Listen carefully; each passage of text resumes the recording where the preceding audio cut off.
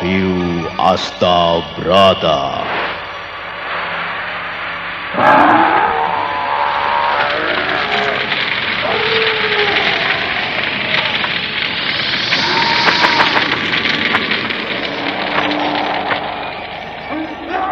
Tan hening wening upaya mukti nuring pangastuti. Tetek anggayo mukti sentosa rahayu. Acur wumu nirdaya tan aspi sampurna. Dewi Kesuma, datanglah, kumohon.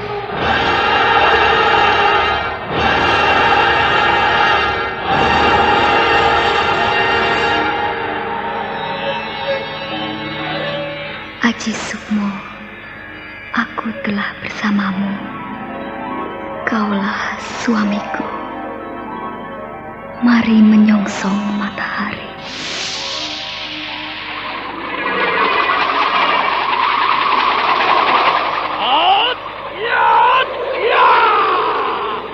Ampun Jala Sutra.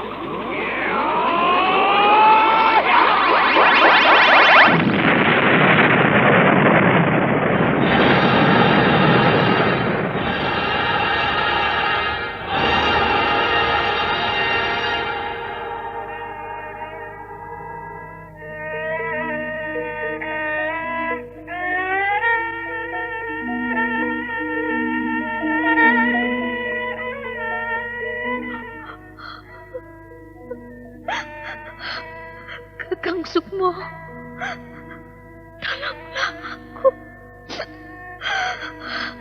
Lepaskan aku dari penderitaan ini. Rara Sunti, aku datang. Aku akan menolongmu. Rara Sunti!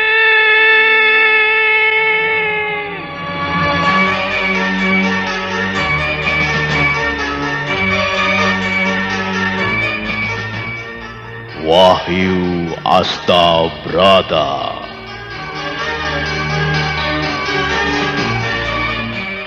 Serial Sandiwara Radio ini berlatar belakang sejarah Kesultanan Mataram, menggetarkan, mendebarkan, menggelorakan semangat, cinta, dan perjuangan umat manusia yang ingin menyibak misteri kehidupan ini.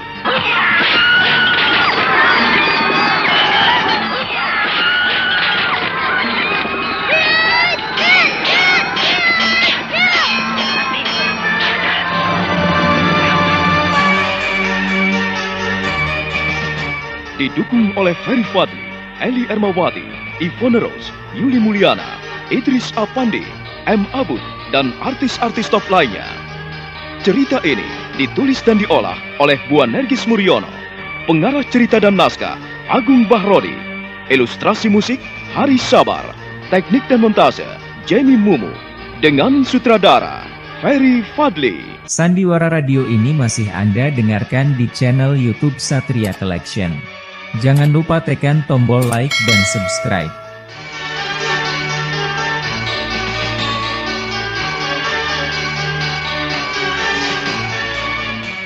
Wahyu Astabrata dalam episode pertama ini dengan judul Carita Adi Purwa.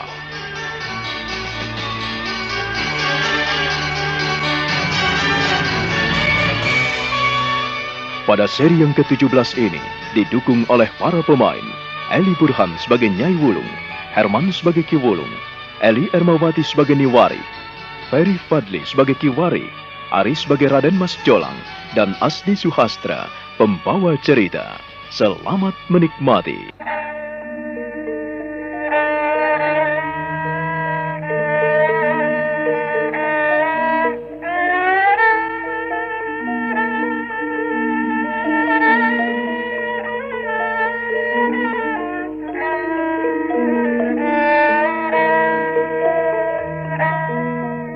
Ki Wulung menahan diri dengan diam membiarkan istrinya mengamuk. Nyai Wulung jengkel sekali karena menganggap suaminya selalu menyalahkannya. Beberapa saat lamanya mereka saling pandang dengan tatap mata tajam. Nyai Wulung sedih. Dari sudut matanya yang sudah mulai layu, keluarlah air mata. Ki Wulung tersenyum, bibirnya bergetar. Lalu laki-laki itu bangkit meninggalkan istrinya, berdiri di ambang pintu sambil bertelakan tiang pintu.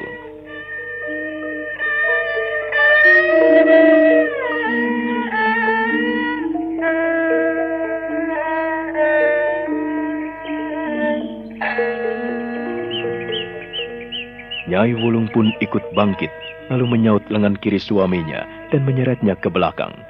Dia benar-benar marah dan tidak bisa menahan diri lagi.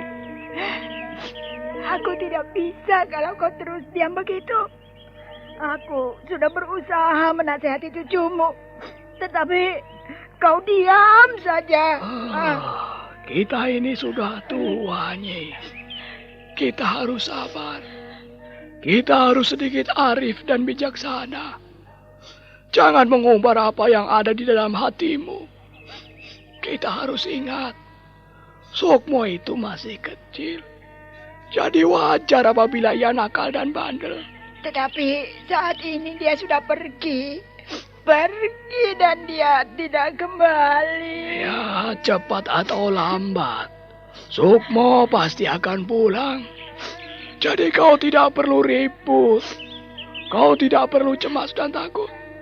Tidak perlu marah-marah seperti itu, Nyi. Kau terus membelanya. Hingga anak itu ugal-ugalan dan berani pada orang tua. Aku tidak membelanya, Nyi. Aku hanya ingin mencernihkan hati dan pikiranmu. Kalau kau terus marah seperti itu, bagaimana kau bisa memikirkan cucumu? Orang yang marah itu berarti tidak bisa menguasai diri. Belum bisa memikirkan diri sendiri. Kalau kau marah-marah terus seperti itu, kau ingin jadi orang yang lupa diri, begitu? Kalau kau tidak ingin aku lupa diri, kau cari sana cucumu. Aku sudah tidak sabar lagi. Kalau ada apa-apa pada anak itu, kau yang tanggung jawab. Iya, aku yang tanggung jawab.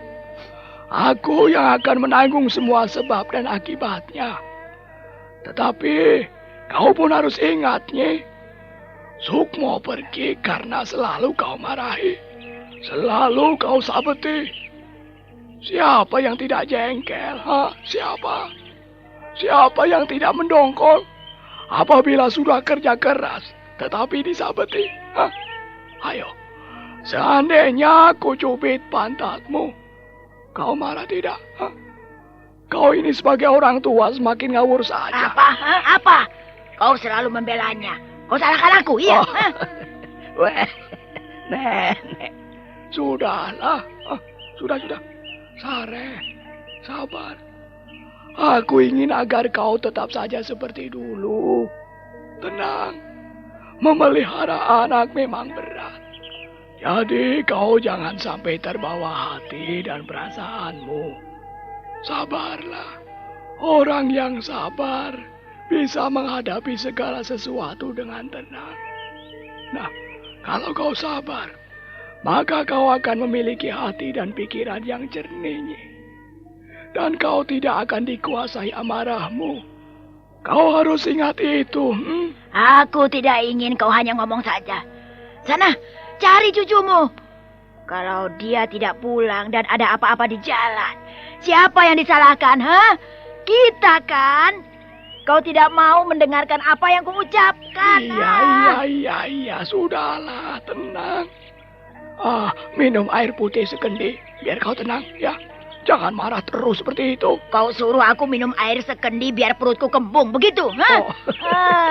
Kau ini tega sekali padaku, kek. Nek, siapa yang tega pada istrinya sendiri? Apalagi kau susah dan senang bersamaku sudah berpuluh-puluh tahun.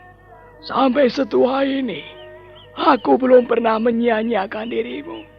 Aku selalu mencintaimu, menyayangimu. Cinta, sayang dan sayang. Kau maunya menang sendiri. Tidak pernah mau mendengarkan apa yang kuucapkan. Sudahlah. Dalam waktu dekat ini, kalau cucumu tidak pulang, Aku akan mencarinya. Besok pagi Sukmo pasti pulang. Nyai Wulung terus menangis. Dia tidak mau mendengarkan apa yang dikatakan suaminya.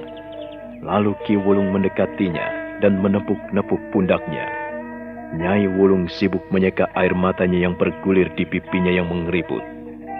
Hati perempuan itu sedih sekali karena serba salah, tidak tahu apa yang harus diperbuatnya. Sandiwara radio ini masih Anda dengarkan di channel YouTube Satria Collection. Jangan lupa tekan tombol like dan subscribe.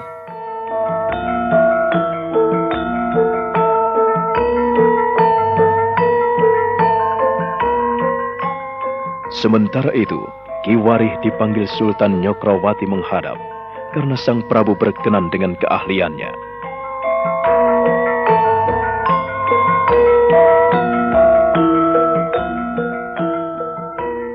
Ki Warih. Iya, Kanjeng Sinuwun, hamba. Kau hebat sekali. Rancang bangunmu sangat menyenangkan, Warih. Terima kasih, Kanjeng Sinuwun. Hamba terharu. Di mana istrimu? Mengapa kau tidak mengajaknya kemari? Iya, Kanjeng Sinuwun. Istri hamba saat ini sedang membersihkan taman di belakang istana. Taman Kaputren terpaksa sedikit hamba robah. Dan kami tambahi dengan tanam-tanaman yang baru, yang bermanfaat untuk obat-obatan. Semua tanaman baru yang kami tanam di dalam Taman Kaputren di belakang istana, kami tambah dengan tanam-tanaman yang bisa digunakan sebagai ramuan obat. Supaya apabila kita membutuhkannya, dengan cepat bisa memperolehnya. Wari, aku senang sekali. Kau benar-benar memikirkan aku. Bukan hanya aku, tetapi memikirkan seluruh rakyat Mataram. Ya, ingat, usulmu tentang pesanggrahan di Krapyak ini sudah kurestui. Ku minta gambar-gambarnya yang lengkap. Besok kau bawa di Paseban Agung. Hamba, Kanjeng Sinuwun. Semua telah hamba siapkan. Dan aku memperkenankan istrimu kemari.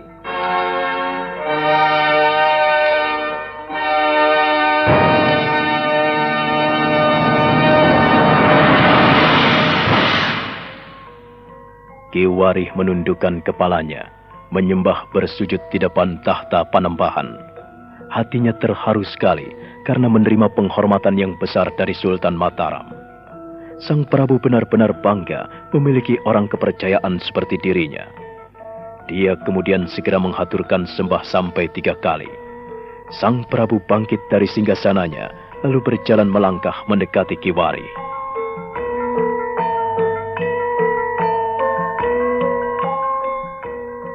Ayahmu dulu juga sering mengusulkan kepada almarhum Kanjeng Romo. Eyang Wulung pernah mengatakan, alangkah baiknya apabila kita memiliki pesanggrahan-pesanggrahan kecil. Sebab pesanggrahan-pesanggrahan itu bisa bermanfaat buat kita untuk melepaskan lelah. Dan ternyata kau mempunyai ide yang sama. Dan sekarang ini aku mewujudkannya, Wari. Iya, Kanjeng Sinuwun. Hamba siap. Hamba siap untuk melaksanakan perintah. Jangan khawatir, Wari. Aku pun akan ikut serta turun tangan dalam pembangunan pesanggrahan di Krapyak nanti. Nah, pesanku, agar kau besok pagi jangan lupa membawa gambar-gambarnya. Sebab hanya kau yang bisa kupercaya untuk mengatur semua ini. Terima kasih, Kanjeng Sinuwun. Hamba akan melaksanakan titah paduka. Kadang-kadang apabila kita letih, kita juga perlu istirahat, bukan? Nah, pemikiran-pemikiran seperti itu kadang-kadang menghantui pikiranku. Aku ingin segera mewujudkannya. Wari. Iya, Kanjeng Sinuwun. Aku juga ingin kau merencanakan rancang bangun untuk seluruh daerah bawahan yang dimiliki Istana Mataram ini. Kita harus punya identitas. Kita harus memiliki simbol bahwa kita ini merupakan satu kesatuan yang tidak bisa dipisah-pisahkan. Iya, Kanjeng Sinuwun. Hamba juga telah memikirkannya. Oh, jadi kau telah memikirkan hal itu? Iya, Kanjeng Sinuwun. Hamba telah memikirkannya. Kalau begitu, tak ada salahnya apabila besok pagi kau usulkan hal itu di Paseban Agung.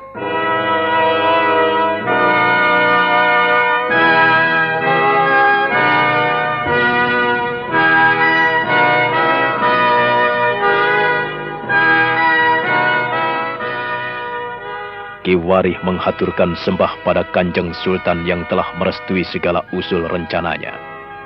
Dia kemudian mundur setelah menyembah 3 kali. Dia berjalan dengan merangkak, dan sambil merangkak, terus tanpa berani menatap wajah sang Prabu. Ketika dia sudah turun dari tangga Siti Inggil, maka dia pun segera meninggalkan tempat itu menuju ke rumahnya. Dia segera menemui istrinya yang masih sibuk menanam empon-empon.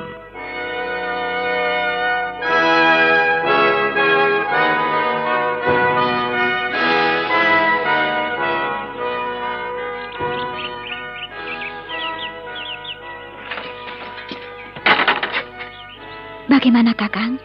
Hasilnya memuaskan sekali. Aku senang karena Kanjeng Prabu menyukai usul kita. Kanjeng Sinuwun mengundang kita dalam Paseban Agung besok pagi. Kakang, benarkah? Kau tidak bermimpi. Aku tidak salah dengar, Kakang. Kita tidak bermimpi. Kau pun tidak salah dengar. Kita telah mendapatkan hak yang cukup istimewa di istana ini. Untuk itu kita tidak boleh menyia-nyiakannya. Aku ikut bahagia, Kakang. Ternyata tidak sia-sia kita hidup di istana Mataram ini. Kanjeng Sinuwun menghargai kita. Kanjeng Sinuwun memperhatikan kita.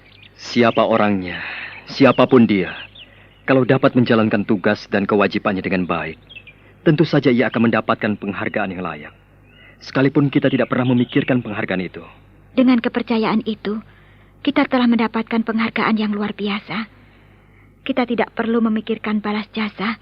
Kita tidak perlu memikirkan timbal balik. Tetapi Kanjeng Sinuwun telah menjanjikan kita, telah menjanjikan kemuliaan buat kita. Aku terharu mendengarkan titah beliau.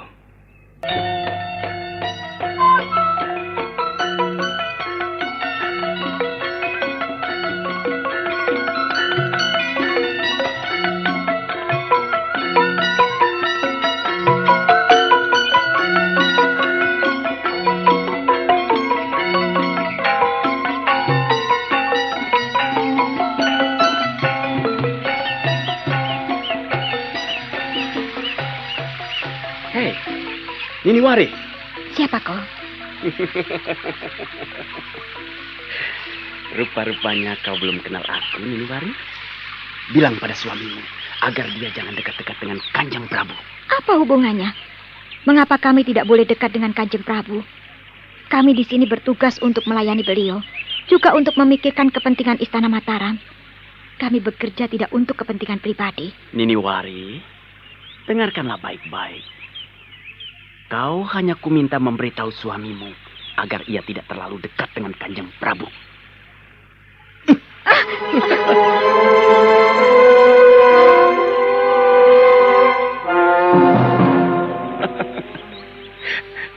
Kisana, kau jangan kurang ajar. Niniwari, ternyata dagumu masih kencang. Pipimu ranum bagaikan delima dibelah dua.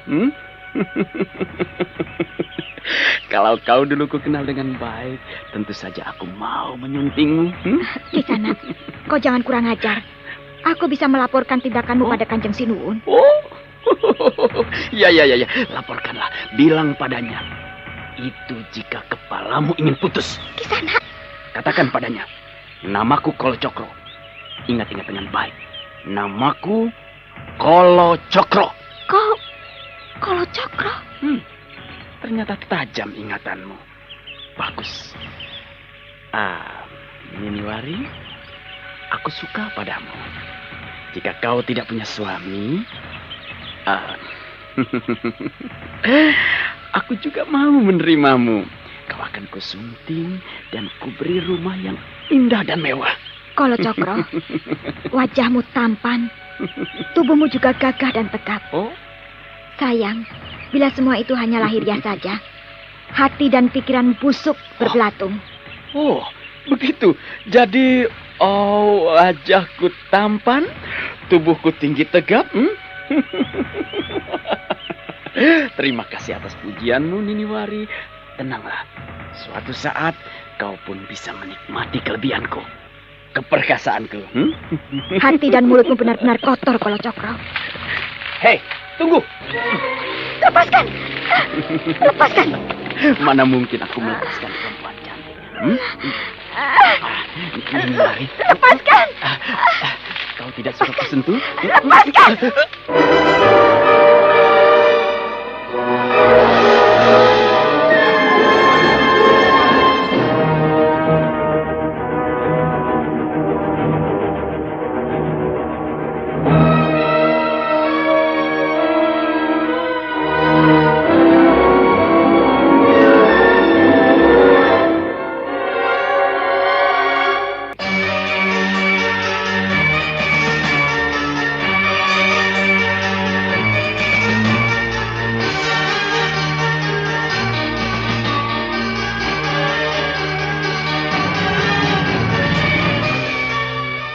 Kala Cokro terkejut sekali ketika Nini Warih dengan keras menampar wajahnya.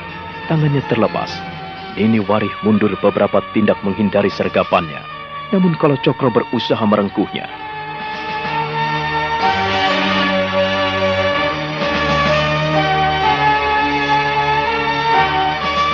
Nah, bagaimana kisah selanjutnya? Saudara pendengar, silahkan menunggu kelanjutan kisah Wahyu Astabrata ini dalam seri berikutnya. Sampai jumpa.